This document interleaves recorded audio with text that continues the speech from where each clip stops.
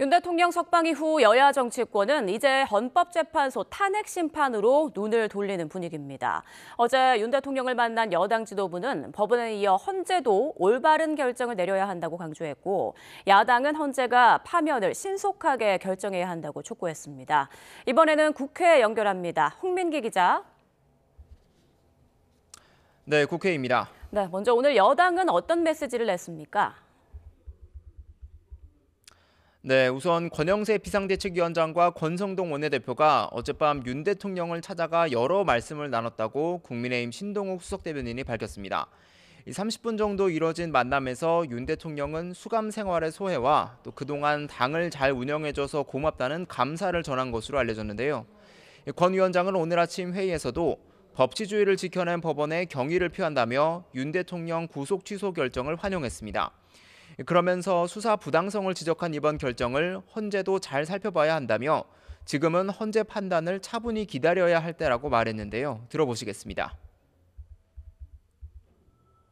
헌법재판관들은 야당의 초헌법적 주장에 흔들리지 않고 각자의 양심과 소신, 법리적 판단에 따라 올바른 결정을 내려야 할 것입니다.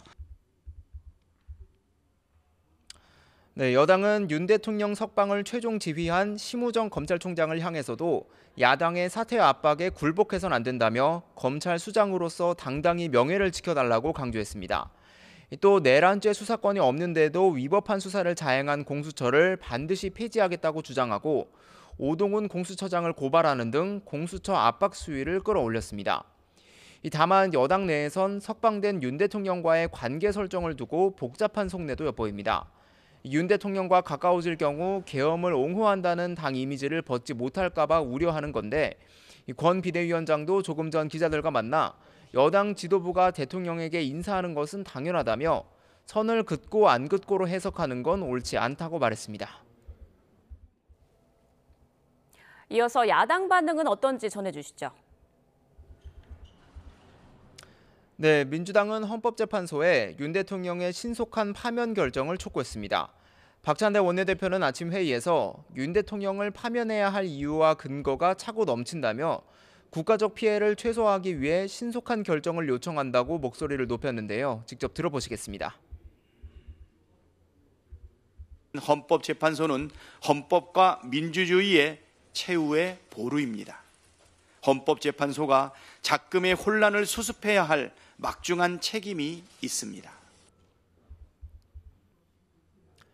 네, 김용민 원내 정책수석 부대표도 라디오 인터뷰에서 국민의 혼란을 고려하면 이번 주에는 반드시 선고해야 한다며 탄핵 인용을 촉구하기 위한 집회에도 매일 참석할 예정이라고 예고했습니다.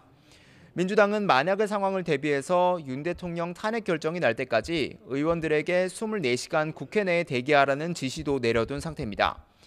야당은 또 윤 대통령 구속 취소의 책임을 심우정 검찰총장에게 돌리면서 심 총장의 사퇴를 촉구하고 있는데요. 민주당 이재명 대표는 무죄 판결에도 악착같이 항소하며 괴롭히던 검찰이 윤 대통령에게만 왜 이리 관대한 건지 모르겠다며 아마 한패라서 그런 것 같다고 주장하기도 했습니다.